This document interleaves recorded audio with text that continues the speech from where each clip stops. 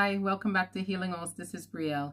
I'm here with information that was requested. I've done a couple of readings with dominoes, so I've done some domino divination. And before I did that, I did a little bit of research, and also I found a book about it, and then I started connecting with my guides with it. Well, domino divination resulted from people using in ancient China dice and then dominoes to do divination. This was thought to be possible because they were widely available, readily available. And also, when I look at the dominoes, it kind of reminds me of the system almost of the I Ching. So I think that is probably why that developed in that culture there.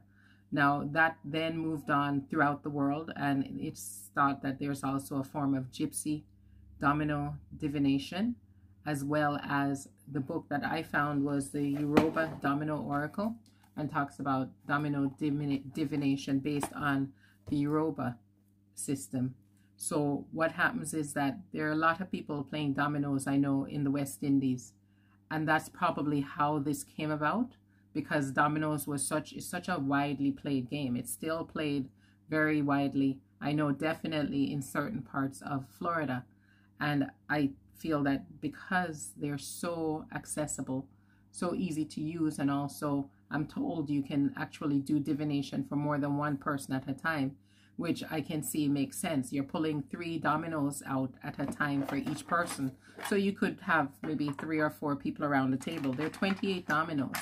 And as you can see, they go from blank, blank, blank 1, blank 2, blank 3, and onward. Then each up to number 6. So there are multiple combinations. I should know the number, but I'm no math whiz. But what happens is you're then looking to see, corresponding to the oracle you're using, whether it's the Gypsy Domination, which Buckland has a book on Gypsy Domino Divination, or the Chinese method, which I don't know of any book that exists for that one, or the Gypsy one. You can use the information, and that will guide you to what you're supposed to be looking at the interpretations. There's also a simple way where they have each number, and each number has a different meaning that I've noted also when I was doing studies on this.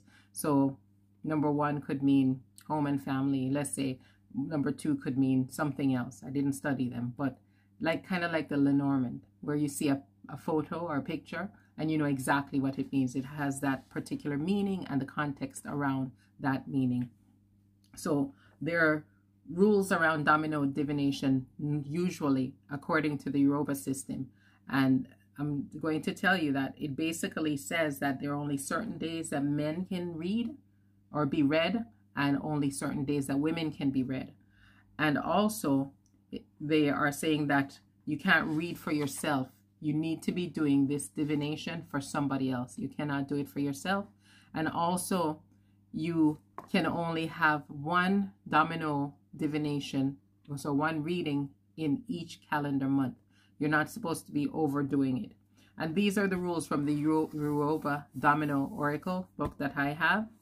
And it basically goes through how you're going to spread the dominoes. You're going to kind of move them around, shuffle them.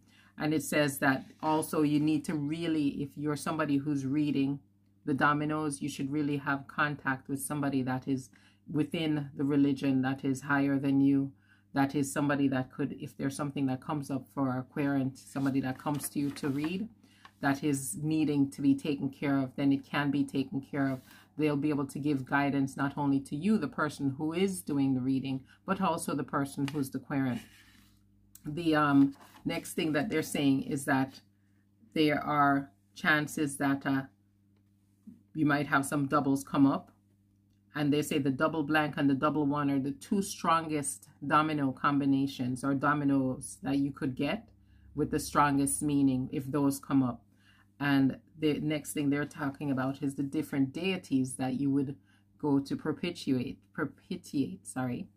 to get whatever it is you need, or to take the guidance from them or protection from them, depending on what comes up for you in your domino divination. And this is, again, according to the Yoruba book that I found. And they're saying also that you could be using traditional African prayers, or you could be using traditional Catholic prayers. And they also say that you should use wooden dominoes, keep them in a wooden box.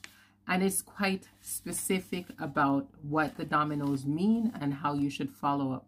Now, because I'm doing this and I'm not reading for people specifically, I don't do this for my private clients.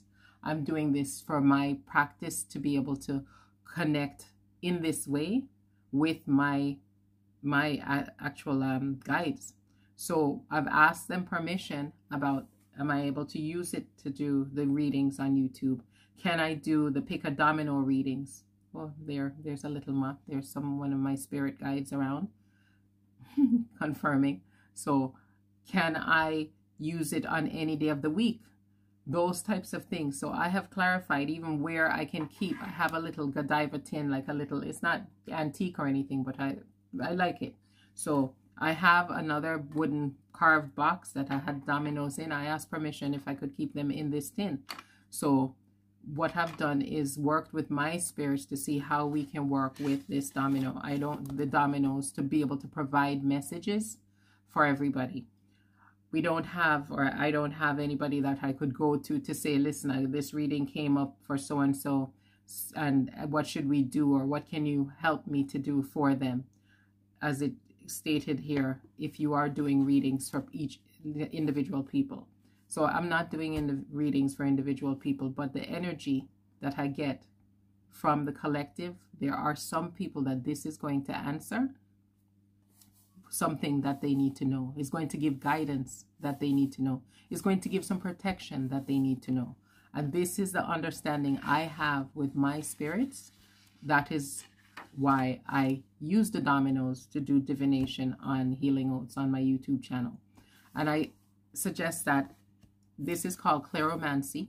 There are different types of divination, many different types of divination.